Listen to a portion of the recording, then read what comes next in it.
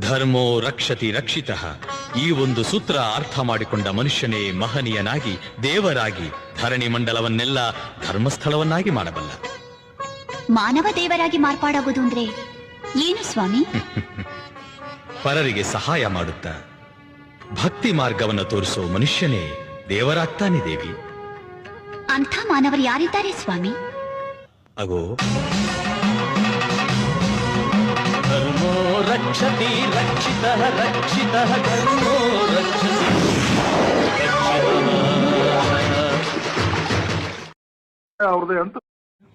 ಧರ್ಮೋ ರಕ್ಷತಿ ರಕ್ಷಿತಃ.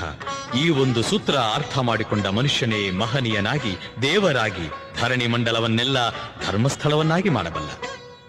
ಮಾನವ ದೇವರಾಗಿ ಮಾರ್ಪಾಡಾಗೋದು ಅಂದ್ರೆ ಏನು ಸ್ವಾಮಿ?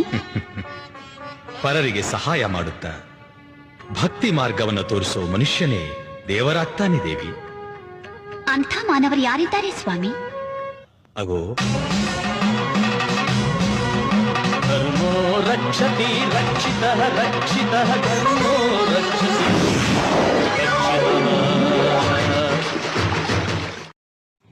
ಧರ್ಮೋ ರಕ್ಷತಿ ರಕ್ಷಿತಃ. ಈ ಒಂದು ಸೂತ್ರ ಅರ್ಥ ಮಾಡಿಕೊಂಡ ಮನುಷ್ಯನೇ ಮಹನೀಯ